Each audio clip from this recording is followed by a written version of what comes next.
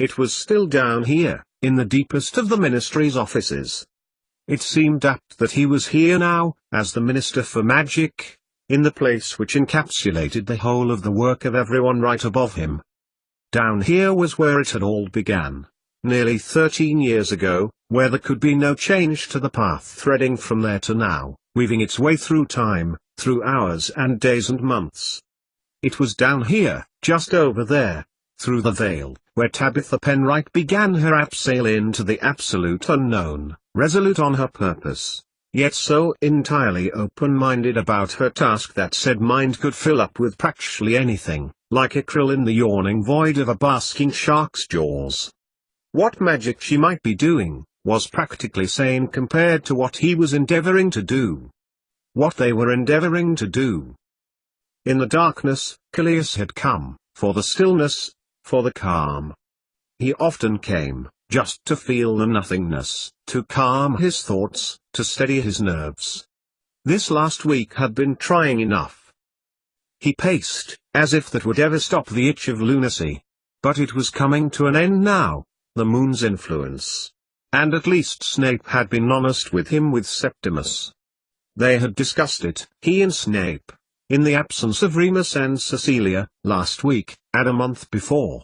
Oh, not that either of the boys' parents would have a hard time understanding ... but ultimately ...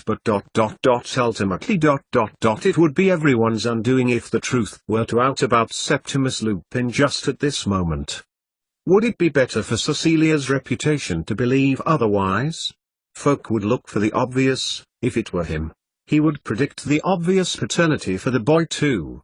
Not least because the truth was so outlandish that it were to be in the realm of fantasy.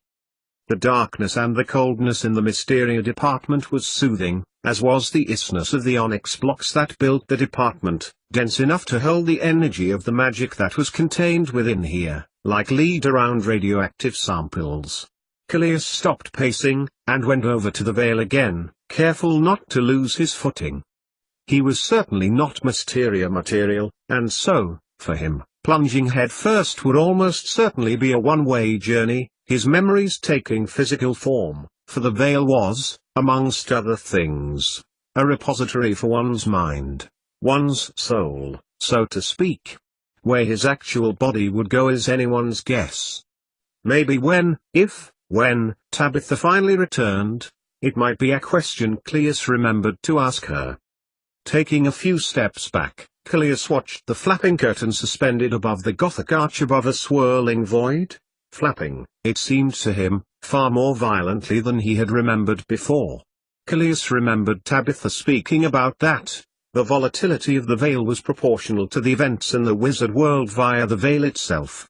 It was difficult for him to understand, but a lot of it was to do with the memories connecting string-like together, apparently randomly, and influenced by the day-to-day goings-on in world.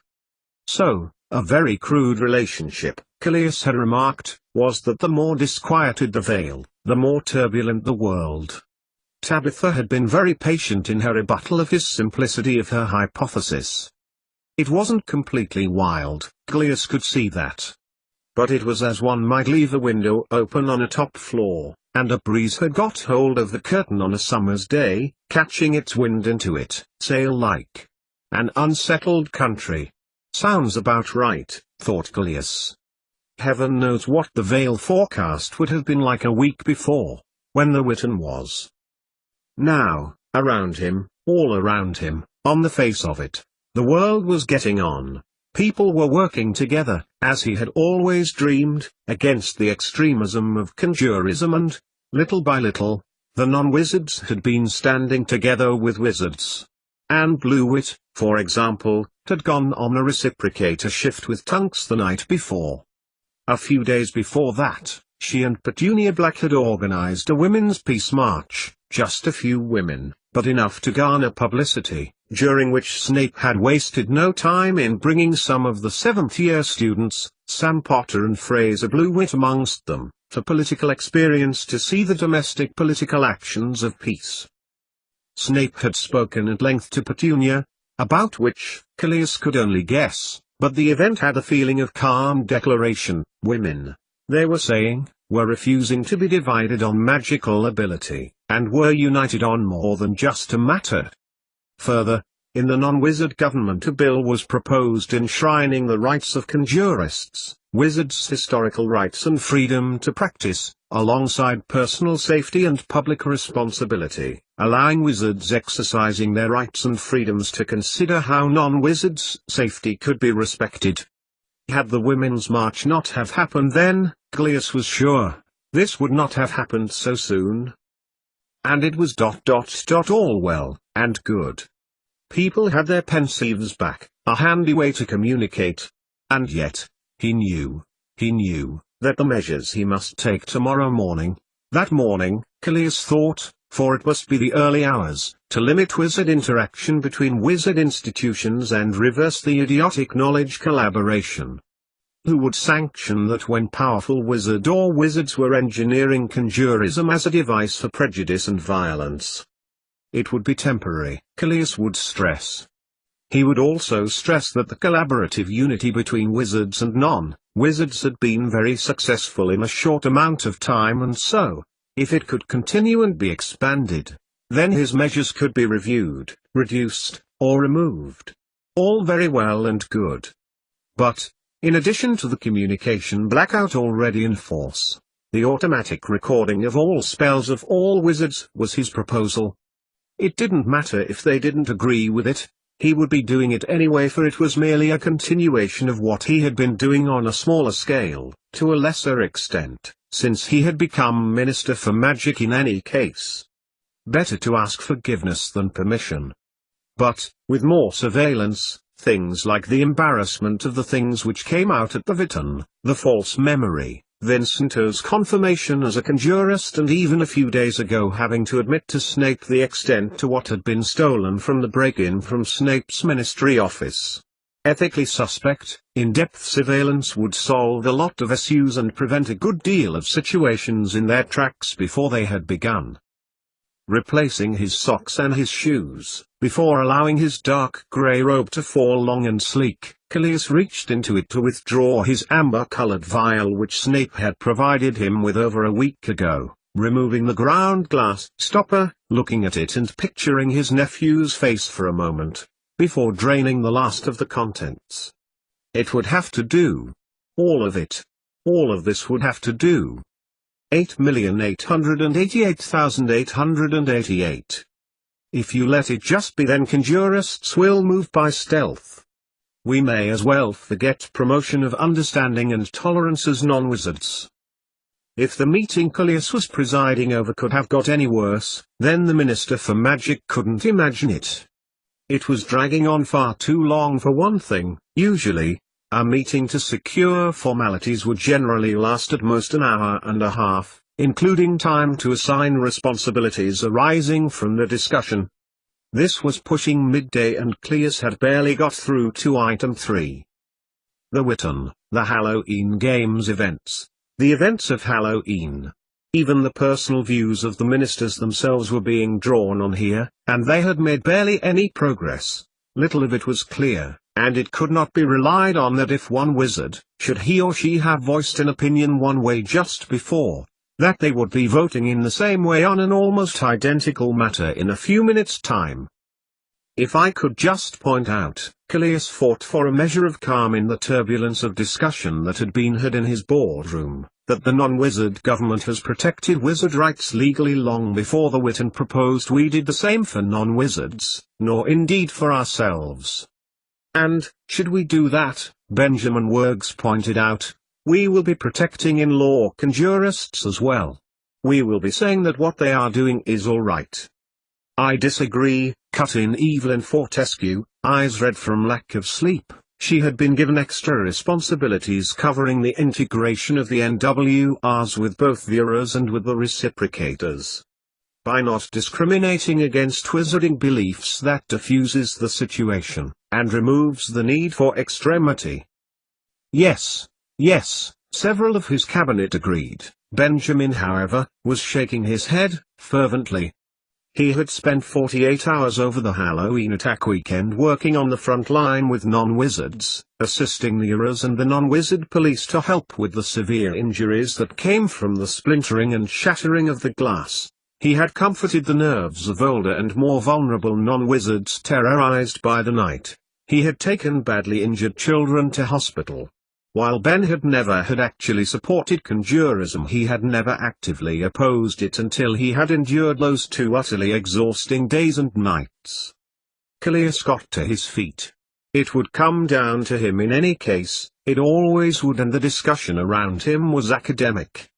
But that they had debated each point, at length, and come to a conclusion was significant to the transparency of the Ministry for Magic cabinet. I agree with you, Benjamin. None of us here will ever be the same as we were before the broken glass attacks. All of us here, every one of us. Callias nodded to each of his cabinet, Ben Wags, the Mulland Winds, Mr. and Mrs. Lestrange, Demescudule, his grey, black hair flopping wildly on the back of his head as he nodded slowly at something unexplained. Was it to Callias's point? Or was it something only Scoon knew as he listened in silence? Herbert folded his arms and closed his eyes. There was no doubt about his opinion, more of the former from the head of the Eras, that conjurists, all conjurists, should be limited in whatever way possible. We have, however, enough in our law that, should conjurists become a problem, they would not allow unlimited assemblance of magic. It has been highlighted to the wizarding population that wizards with such extreme views are damaging to relations with non-wizards. We share a home with them on these islands, we live with them. They are as spar for a few genes. I am secure in the knowledge that wizards are now self-policing in that respect. But I am also aware that it is prudent to increase security and vigilance to critical levels. He waited for the mutterings that were his cabinet in disagreement. But Cleus Lupin found, to his amazement, that they were sitting in silent awe, watching, waiting for him to speak. Our culture is also right to be protected, Callias went on. Regardless of my desire, which all of you know is to unite wizards and non-wizards, we need to know where we have come from, what foul and awful deeds have been performed, vast and terrible. By knowing them, by recognizing it is wizard kind who have perpetrated these crimes, we acknowledge why we wish to coexist peacefully. Hear, hear. Mick Mullen was on his feet now. Tall, rangy, but still athletic enough to catch a man half his age on foot. Mick swiped back a lock of hair which had fallen over his face. I could not have put that better myself. I second your proposals, blind, Callias. What? Said his brother, shocked. You don't want to hear what the twisty beg? His twinkly eye caught that of Callias, who still had a glint of the moon-induced wolf in him. I mean, the Minister for Magic has to say. In eagerness, the rest of the cabinet leaned towards them both. No, little brother, Mick shook his head. Otherwise we will be here all day. It's nearly lunchtime as it is and I'm starving. He looked across at Callias, getting to his feet, then bowed his head. I second your proposals. May they be wise and just, and in the interests of all people in this land. And may they be fast in their concluding, because, I don't know about you, but I'm getting hungry. 88,888,888. It was a big surprise to find Snape's message in his grate that evening. Harry had only just decided to return back to their house as Hermione had messaged him at his office at the Ministry to say she was working late again in order to complete a big bulk of law documents to plough through, and although he was welcome in Strasbourg, it was up to him. So, he decided that tonight in his own bed, rather than a clinical, pristine suite of rooms was what he wanted, with their food, furniture and belongings. So he could put the midweek Quidditch on and see how the European Championships were getting on, and contact Ron by Flu and see if you were free. The evening shift of the reciprocators would have begun now. There would be no point heading over to Grimmauld Place to discuss the beautiful game. Neither would anyone want to discuss the NWRs, who were now much more benign than anyone had noticed before, or the trial. Nor, even, Christmas, in all honesty, despite being 3 weeks away. Yes, there was harmony between wizards and non-wizards, but only just. Even Harry's mum seemed happier, though still she worried. And she had been spending time away from Grimmauld Place. His dad had explained, their house was still a burned shell and they could not return. Sam's recent treatment may also account for some of it. Ron wasn't free, as it turned out, and Harry was almost going to ignore the intermittent flashing in the hearth indicating that a message was pending from an earlier seeker of a conversation by Floo Powder who had gone to the trouble to leave a message. Snape's message was short and guarded. It asked Harry to simply meet him outside his home at a given time and date. Harry knew the message type, the time and date would be determined at random for security. In the chill of the night Harry stood, the glow of the electric lights indoors beguiling him to come back to the sofa, pick up his butterbeer, put his feet on the cushions and enjoy for the pre-match build-up, and he scanned the road, and the sky, for signs of his former potions teacher. When he was about to go back in and enjoy said comforts, a voice near his ear intoned, "Thank you for your patience, Mr. Potter." Harry turned on his heel, taken aback at Snape's silent entry. "I apologize, it was necessary for my arrival at your humble abode to be as inconspicuous as possible." "You were going inside?" Inside indeed, but not for the reasons he'd imagined, and Harry closed, and bolted, the heavy front door, trying to ignore Severus Snape's emphasis on the word humble. Yes. It was humble if you had to start from scratch in a recession on government wages and a wedding to pay for. At least Hermione had had a promotion. "Of course," nodded Snape, stepping through into the living room, past the stairs and, double-taking the television, stood by the French windows, one raised, before casting an impervious charm on them. "I do apologize, Harry. Times are, indeed, tough. I trust Hermione is well? Enjoying her work?" "Yes," agreed Harry, "although I never seem to see much of her these days. Still, at least it's nearly Christmas. Will you sit down?" Snape looked at the city as if Harry has asked him to sit in a large tub of ice cream, frowned, and then said, "Thank you, no. I will not be stopping long, I will not keep you from the Quidditch." He frowned in the direction of the television. "I will come straight to the point. You have in your possession, in this very house, Mr. Potter, several books, documents and artifacts which you have, in a manner of speaking, been keeping safe for some months. One book to which I am referring was written by Mrs. Frobisher when she first came into our company many years ago." "Oh. Yes. I see." After the slight pause, it was as if a light had been switched on and Harry suddenly knew what Snape was talking about. "But oh. Sorry, Professor. I think I threw them away, thinking they were just junk. I did, or perhaps it was Hermione, come to think of it." Harry put his fingertips to his forehead, crinkling it in the effort of thought.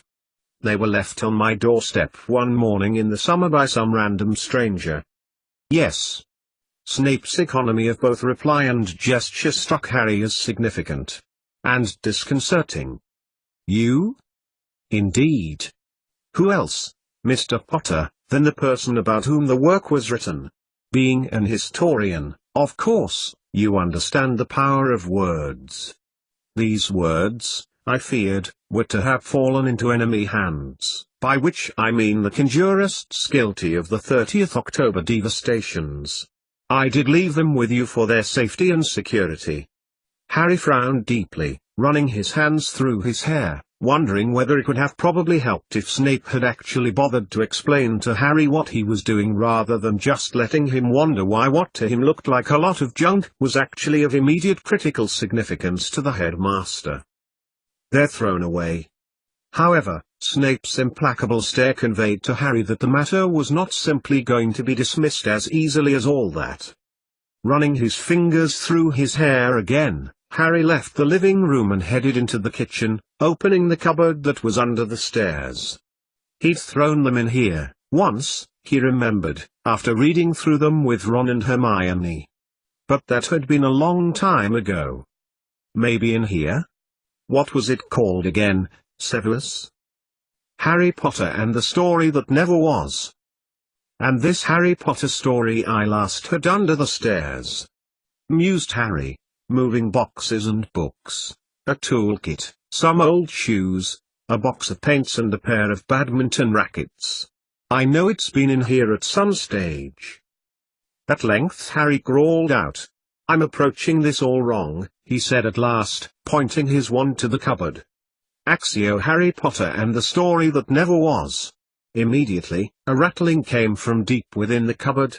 Harry just about had enough time to move as a book the size of an encyclopedia and almost as thick flew towards him and out of the small door, landing in the worn blue-grey carpet of the dining room. With satisfaction, Snape bent his knees, stooping to scoop up the book, looking carefully at the front cover, his eyes gracing each word of the title. There was another, a thicker book. One, which to you, might have looked empty, a sheaf of notes maybe? And mysterious mythology? Accio ... books, declared Harry, uncertainly, for Snape's nebulous description did nothing to help reveal distinguishing features of what he had left. But, he was right.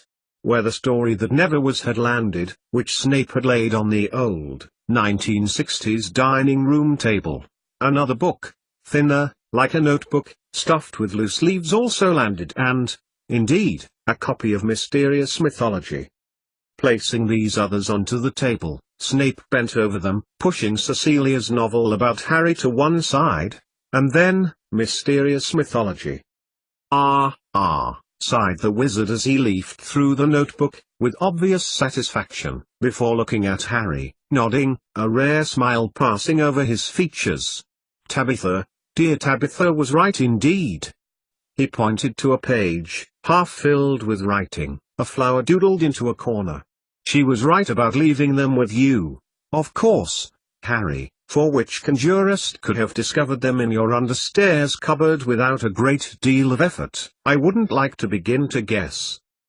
Harry said nothing, unsure how to respond to Snape's last comment.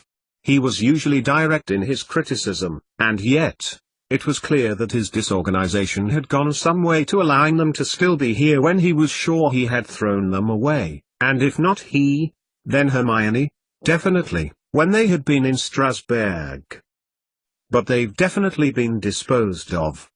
Harry insisted, watching Snape turn back through the notebook pages, reading through them carefully, from the most recent, backwards.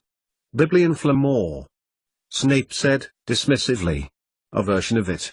To prevent destruction. I ensured that if they were to be thrown away, they would instantly reappear at the place where you first set them down, there. He pointed over his shoulder towards the cupboard, without looking up as he continued to read. Harry, I must share with you a secret. Snape turned quickly, catching Harry off guard as he held on to his forearm, staring at him intently. What you have here is very important. Vital. The books you have once belonged to Cecilia Lupin, with whom I worked, and with whom I am trying to work on, well, several things, as you know. One of these books is allowing me to gain access to her work at Durmstrang which, I am sure you understand, in light of the verdict at the Witten, amongst other things, puts us at an advantage. Mrs. Lupin, thought Harry, picturing the non-wizard woman, who just dropped in one day at Grimmauld Place, so his parents told him, when Aberforth Dumbledore was in charge, and messed up their lives, according to Mum, and wrote that book, which was, well, strange, when you'd never met the person before and just got out of school and someone was writing a book about you and giving it away. Mrs. Lupin, strange Mrs. Lupin. Do you understand? If you can know more by having access to her work through these documents, then that's an advantage, isn't it? Yes, nodded Snape, bowing his head in his nod, as he turned it to look back at it, releasing his hold. A most distinct one. It is most unfortunate that we may not communicate back, but this will have to do." He pointed to the words on the page. Harry looked over, trying to understand what had been written. Something to do with genetics, it seemed to him. He had never been very good at mole studies at school. Now children these days they had so many different opportunities there, like Sam did. Harry tore his mind away from the blow that had been his brother's ignominy of late and asked Snape, "Is it the universal link? Something like this book?" He gestured towards the story that never was. She has she has, it would seem made some progress on the illness of Remus, of her husband, Harry. Up to now, I have to admit, a lot of these pages were her still preoccupied with the work she and I were involved in at Hedgewood's. But I did, of late, manage to resolve that for her, something which was weighing heavy on her mind, as we had worked on it for so long. And she was going freakishly loopy. Then, like Mum said, thought Harry, because magic isn't for non-wizards. "I wouldn't let Cleus hear that opinion," intoned Snape. "Yes, the work wore Cecilia deep. But it is over, and she can rest easily now, or easier, at least, away as she is from her husband, and her son and her home. It's pity she deserves, Harry, rather than scorn for whatever weakness is perceived of her." He stood up, piling the 3 books together. "I apologize. People are different. I think that was why she wrote that book, with you in it. Maybe she was trying to get that point across. That's why we do what we do as reciprocators, as errors, as teachers. But maybe that message gets lost. Had it not been for Mrs. Lupin, I wouldn't have got so far with Sirius's potion for his recovery." Harry had been to see Sirius at Gimmauld Place. His godfather had been getting stronger and he was undertaking light reciprocator duties, timetabling, recording wizards in and out on shifts. But he had still been too ill to testify at Twitton as he was desperate to have done. "I fear I need to modify his Wolfsbane more. Her work gives me more time to do this. Yet." "But you perfected it, Severus," replied Harry. "You're famous the world over for the Wolfsbane potion." Snape's face remained impassive. "It works for Cleus and his efficacy, and for those who suffer as he does. He contracted it when he was small, and from a different breed of werewolf. Those who attacked Remus and Sirius had been bred differently, somehow, selectively bred, I believe, to be fiercer." "No." Snape shook his head, folding the papers which had slipped out of Cecilia's notebook. "For Sirius, it hasn't worked as I had expected up to now. Either the potion needs refining and my ingredients are not good enough yet, or his infection is not as it seemed, or there is something missing." And, Snape got to his feet, pushing the old kitchen chair away from the table, looking at Harry carefully. "Due to the political nature of things I am not free to ask as once I was to ask the questions that I need to carry this out without bias. Someone would always be ready to say my reasons were conjurist motivated, and once someone in authority voices words like that, no amount of protest to the contrary, and no amount of silence can bulwark the tide of outrage at the perceived offense. No, Harry, I foresaw a day when I may need this work. Well, I say our beloved Tabitha did. I merely acted on her hunch. To do so had always been fruitful. We are lucky to have Tabitha." Snape paused, before saying, "Indeed. There is something that I need you to do now, Harry Potter, with these 3 books. There will come a time when you will know to bring them to me. Up to then, hide them as well as you did last time, in your horrendously organized understairs cupboard. But, now, to leave you to your Quidditch, my visit has been more valuable than you can know. Keep them safe, Harry." Snape strode towards the front door, his hair and black robe flapping as he opened the door, then turned, and growled, "My thanks, Mr. Potter. All our thanks." 88,888,888. It had been a trying day. Cecilia's lessons seemed to have lasted that week longer, and been more time-consuming than they actually needed to be. All of the students seemed to want to gain her attention for extra study sessions or for them to be set extra work over the holidays. Few of the Durmstrang students would actually be returning home for Christmas, or Yule as it was in Norway, which Cecilia had always thought was very sad on this the now third Christmas she had been there. So tiring, so demanding. But at least a few things were off her mind, so to speak, or could not be handled any more by her.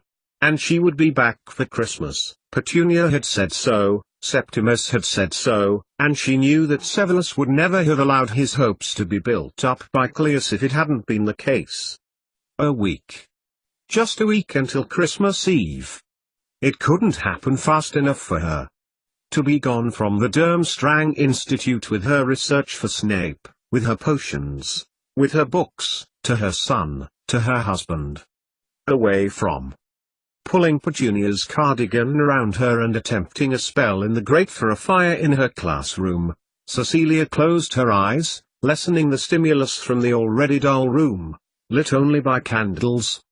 The fourth years had just finished their lesson about genetics and she was glad of the peace, evening that it was, quiet as it was, so unlike Hedgewood's, with children bustling around, wanting your attention at the drop of a hat. Usually, that was lovely, and Cecilia was more than happy to help, but now just now she felt as if all the energy had been pulled out of her, every last drop, and it had taken all of her effort to keep her calm with the impeccable class who had merely asked for the customary holiday work, because Cecilia knew she should have prepared it for the lesson, and hadn't.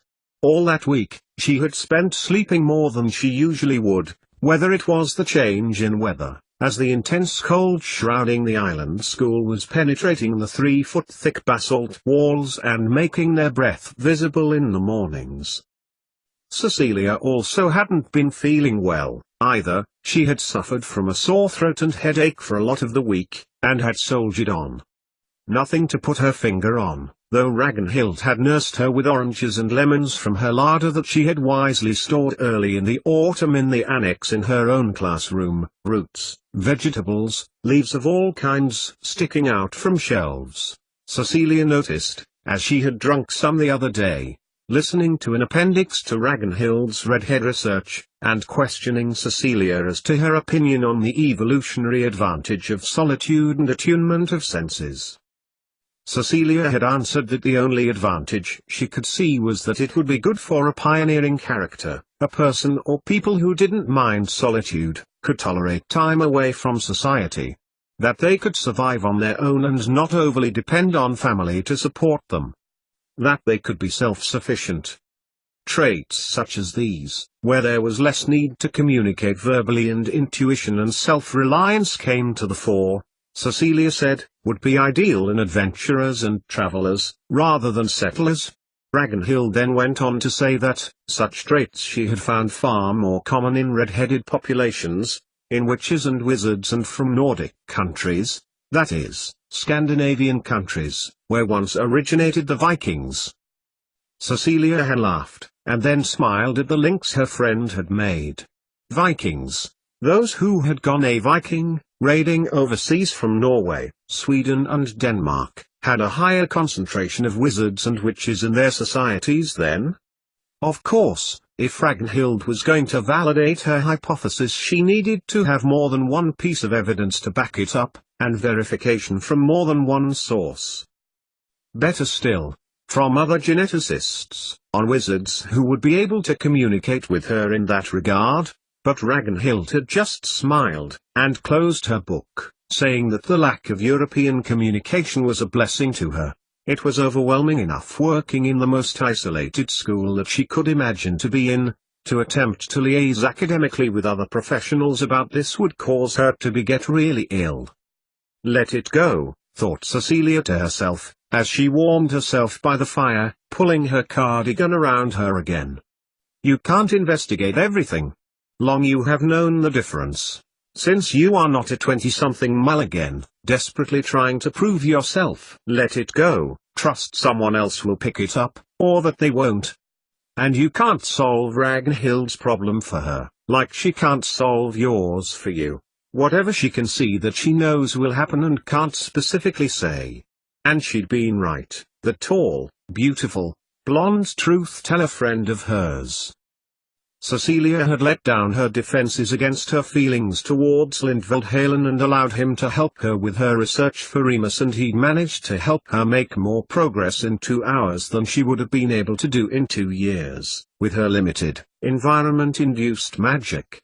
She was so grateful for the wizard, so grateful of the witch, 2 people, stuck out here, on a rock in the very north of the North Sea, almost so northerly that it was the Atlantic, or even the Arctic Ocean, a place politically and geographically belonging to Norway, but feeling ever since she had been sent there that it was a world of its own, surrounded by sheer rocks and impenetrable ocean, how she had come to regard them as close friends in her heart, and appreciate their friendship of her. They were brilliant, in their own way, full of magic, full of awe-inspiring greatness which rubbed off on the students in a way that Cecilia had to work at every day. Of course she held them in esteem. And, actually, despite her desperation to get back home, she would miss them. For, she had decided, that enough was actually enough. She had all she could possibly gain from the place. She had the potions that Severus had made for her, for completeness, taking something off her mind. And now, written down in her notebook under her bed, were her notes, written down from her work with Lindveld Halen about her vampirism theory and the extensive research they had carried out. Not that she was likely to forget, unless Snape had got further. And of course, she couldn't know that since she had had no contact with anyone outside Durmstrang. No one had. For over a fortnight, at least she could go with a strong basis for something for her husband. For Snape to work on for him. Callias had the old magic now. They didn't need her at Durmstrang anymore.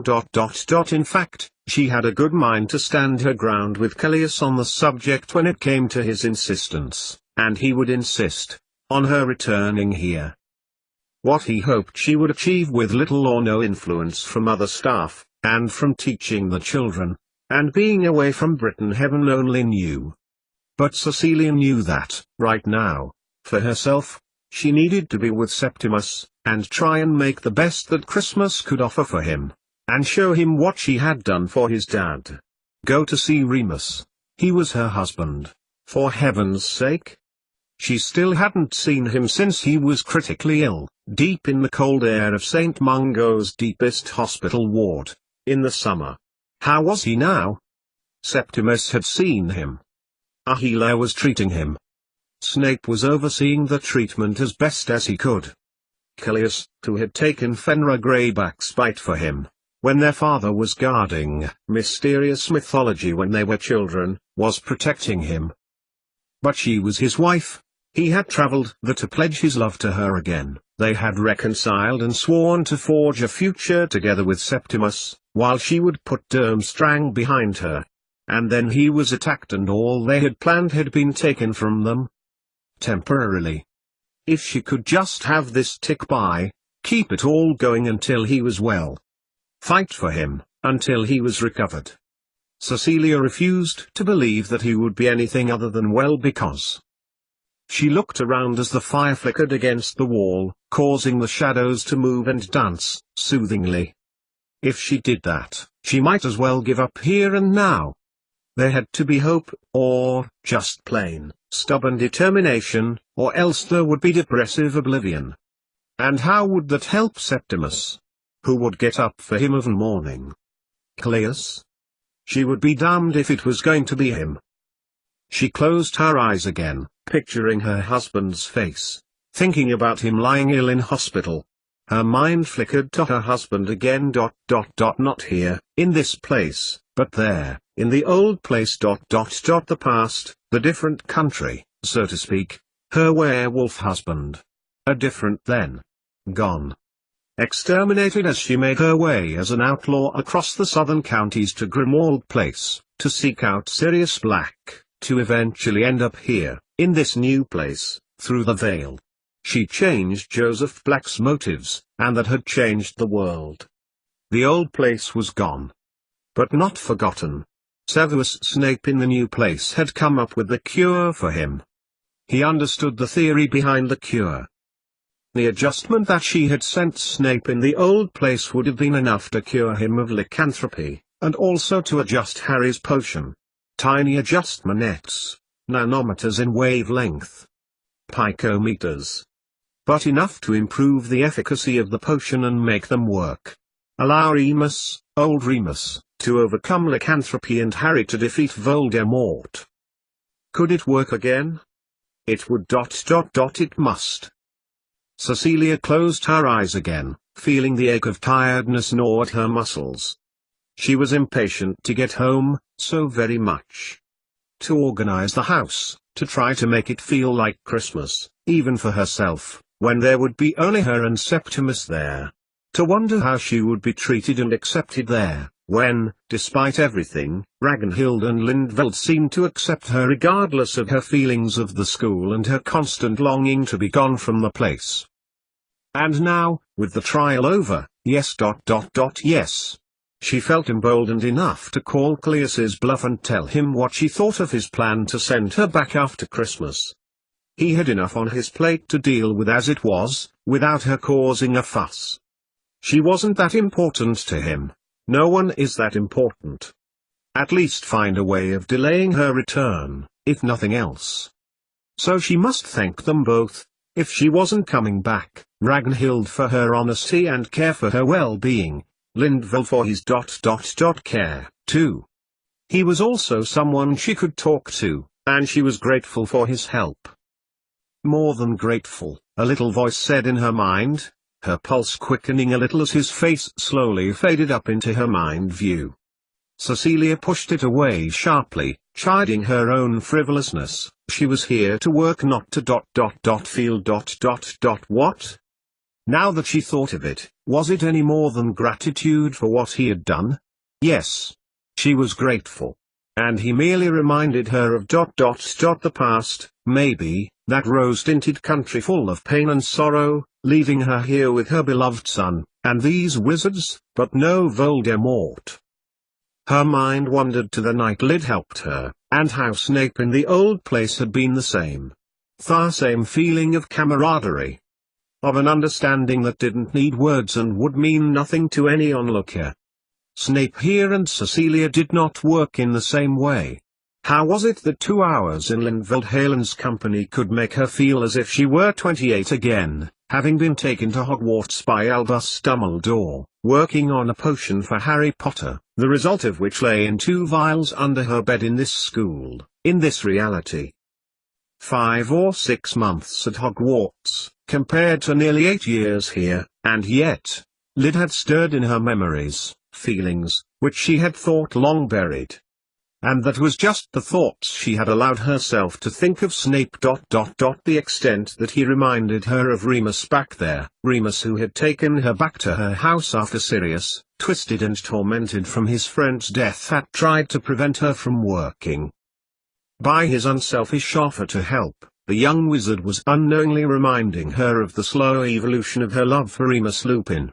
Of the times he had been there offering to help when she had been struggling against the odds to prepare Harry's potion, shielded her against Sirius Black's prejudice of her, developed feelings for her, carried her off from Grimmauld Place after his friend had put a blood deed on her head under Cretch's hand. All of those things, long ago resolved to the deeply buried coffin in the graveyard of personal history, had sprung back into life in her mind, all by a wizard's offer to help the same man she loved here lying ill in the hospital bed in London, having been savaged by a vampire, with whom their marriage she had vowed to save. But wasn't the same Remus Lupin. And it wasn't the same love. By the heat of the fire Cecilia buried her head. Last time she had felt like this, it was Aberforth Dumbledore to whom she had spoken, and she had got it out of her system by writing that wretched book about Harry. Silly. Naive. Even more so when she'd continued in her diary, only to be betrayed by the girl whom she had adopted and raised as her own, a sister, to all intents and purposes. For Septimus, Freya Mitchell, and often at the time that her book was published. Maybe things weren't supposed to turn out well the second time, just because they had the first time. No. She didn't believe that. Science wasn't like that. You couldn't control people's actions anyway, not even if you wanted to. Things had seemed to be going so well at the time. She had got together with Remus so quickly, almost poetically so, and got pregnant with Septimus almost as quickly, though he was born a little prematurely. He was the epitome of health the whole of his life, and those 8 years of working at Hedgewood's with Remus raising him had worked well for them. But things had driven them apart a little, not least her not being a witch. He knew that bothered the reciprocators. Cecilia laughed, out loud, shaking her head as she watched the flames dance in the hearth. Even without Voldemort, even an organization designed to promote wizard-non-wizard cooperation, where it would be assumed that there would be so little prejudice that it could be so noticeable, it was there, hidden so well, just beneath the surface, that perhaps even they didn't realize they were doing it. Maybe that's what Aberforth meant, in one of his last conversations with her before he died, when he told Cecilia that she had a lot to teach everyone here, not just the children. But how, Aberforth? When I am alone. When I am stuck here away from my son, under Cleus Lupin's micromanagement of me. And who is to say that her Remus there would not have turned out to be the same as her Remus here? Slightly aloof and refusing to fight his brother when he insisted she was sent here. She could never know. In the old place, Remus bore the burden of lycanthropy. He bore the loss of his friends and lived through the time of Voldemort. Cleus had never lived to adulthood. And so ... he can't manage my past, thought Cecilia, the idea mushrooming up into her mind. In her past, he didn't exist, he died. She closed her eyes. Maybe that's what Ragnhild meant by feel the answer, not think it. But the woman doesn't realize the extent to which I feel things, especially ... Friday ... her work ... done ... like a light had switched on in her black mind ... brown, wavy hair, long nose, hazel eyes dark as a walk on a fresh autumn morning, smile like a child, innocent, yet knowing, as if all cynicism and betrayal that the world was capable of had yet to ever touch him. Unprepossessing, unimposing, unlike so many of the wizards she had met. And his brilliance, true brilliance that she had not seen in a long time. Why was it that her senses were so addled when it came to the subject of Lindfeldhalen? Yes? Cecilia jumped, knocking her large tea mug onto the floor as the wizard stood there. Having seemingly knocked on her classroom door several times, the door now open from his insistent tapping, knocking comically against the oak panel that formed the lower section of the classroom wall that ran up to the small, glazed window. "I'm sorry to have made you jump, Mrs. Lupin. You seemed lost in your own world," he added, pointing his wand at the broken mug. "Reparo," he commanded. The mug shards instantly jumped to attention, as if soldiers being called into line by their sergeant major, before flying together and reforming into their original shape. Lindveld swept the mug out of the air, handing it back to Cecilia, who was watching wide-eyed, not least because his presence had come as a bit of a shock. She said, feeling a little dim-sensed, having sat by the fire for a little too long and feeling that the power of speech had temporarily left her. "Lindveld, I wasn't expecting visitors. Clearly," she added, trailing her hand in an arc as if to show she was off duty, so to speak. She swallowed, her mouth dry, and blinked a couple of times, before getting to her feet. "How can I help you?" "Actually, yes, there is something I've come to ask you about," Lindveld conceded, sitting down on a chair next to where she had been sitting. Cecilia sat back down, inclining her head, listening. If he needed her help, then of course she would try. "Cecilia, I am at a loss." Getting to his feet again, he looked at the classroom doors, before raising his arms like a conductor about to start an orchestra, then sealing them shut. Once he had done that, he let his arms slowly fall. His head joined it, inclining a little to the floor, before looking across at Cecilia. "I need your help." He tailed off as he held Cecilia's gaze. Cecilia smiled, trying to diffuse the intensity of the wizard looking at her. He did not return the smile, but he did, after a moment, begin to explain, not taking his brown eyes off her. "I told you once, Mrs. Lupin, that I had never been to a wizarding school. My whole life I grew up learning magic, wild magic, before taking paid work at Experton's school, in France." Cecilia nodded, wondering where this was going. 10 minutes ago, she had been planning her evening, involving hot water and then clean sheets before sleeping. Now, a genius wizard had come to her to unburden to her how inadequate he was feeling. "I can do a good deal myself, believe me. But there is something I am missing. I know I couldn't help it, my parents couldn't send me when I might have learned something at Hedgewood's." He looked pained. "I need to tell you something which is vital to my research. I curse the day that Cleus Lupin and Draco Malfoy decided to cut off the research links I had to Expertons and the one in the British Ministry." The wizard got to his feet, folding his arms in a way that Cecilia felt that a part of her recognized, and he glared at her fireplace as if it was its fault. "I was getting so far, and I nearly had the right frequency and quantum spin to prove my hypothesis, but I couldn't set the experiment up because of the time difference, and, when we'd solved that, communication was blocked altogether." "Quantum spin?" Cecilia repeated, looking across to him, intrigued. "What do you hope to prove with quantum spin?" "Time shift," he said simply. "Time shift in magic. It's as simple as that, but as complicated as you could imagine. Possibly imagine." "Would you like to tell me?" she asked. It wasn't an entirely altruistic, it had been a long time since she had heard anything new in wizard research, especially something that appeared to link science with it. Where time speeds up, or slows down in the presence of magic for that magical person, or because of a spell. "You know about the idea of time being nonlinear, Mrs. Lupin? Like Einstein postulated? It can be stretched, warped, and so on?" Cecilia nodded. "I couldn't believe it when I got to Expertons to teach and I was told that no one had ever thought about how spells and magic could manipulate time. I mean, there are time turners, and people have looked into those. But, it seems, only in the practical uses of them, in engineering, in reproducibility and precision and accuracy.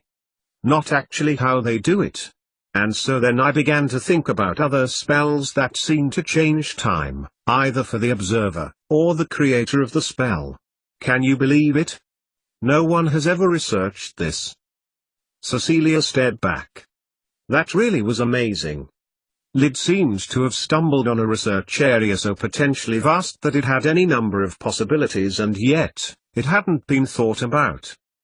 "That really is amazing, Lyd," she said aloud. "Where have you got to, so far?" "Well, I had to narrow down my choice of research. I chose the fundamental. Time itself. I want to know exactly what happens when time spells are used, and what happens to the view of the observer and the conjurer. For example, Ragnhild, here. She is an Irritoverisha, a truth-teller. But how is it that this works? I have the hypothesis that people travel along their time paths at different speeds and different times. Ragnhild is on a different path, a slightly faster one, which is warped so she has already experienced it compared to the rest of us, so she is slightly ahead of everyone else. She was born with this gift, or, as she says, a curse. It makes sense. Truly. But I cannot make the final test. I cannot take the final journey alone that will verify my hypothesis. My magic is too strong. It is causing a background interference with the results and so it's useless. I concede. Consider Ragnhild. But it would be a cruelty. Her magic is too strong, in any case, and her condition may interfere with the result I am seeking to prove. but I cannot do this alone. And I considered, if I were to do this, it is you, Mrs. Lupin, that I need. He looked across to her, the fire flickering behind her, before looking at her intently. This is more science than it is magic. I am bold in my asking, Mrs. Lupin. However, I cannot think of another way. The destination I must go is open for a mere time before it will close, and I believe it will close and be lost to me after tonight. It may take me years to find another way. So I am asking, Mrs. Frobisher, Cecilia, as a scientist, will you I have come to ask. Yes? Come with me into the darkness with me, before it goes forever, to witness if I am right. It is apt to mention at this point that it felt as if time stood still for Cecilia. Magic or not, Lindveld Halen wanted her help with his magical research. Cecilia said nothing for a moment, but then turned away, just as suddenly as the wizard's declaration of need of her, and stared at the fire. All at once, Petunia's cardigan felt the safest place in the world to be, and the fire the most comforting thing to look at. I'm a washed-up scientist, I'm no good for anything, Lyd, she heard herself saying, by means of rebuttal. I'm sure there are dozens of students that would jump at the chance. She felt him sit down next to her, his breath near her head. Who told you that? Who made you believe that? The children like you, but I do truly think you do not like yourself. I do not want to be here, Cecilia declared, still staring fixedly at the yellow flames, licking round the logs that were once Swedish forest, the words spilling out without caution or thought. I want to be with my son. I must be here to too.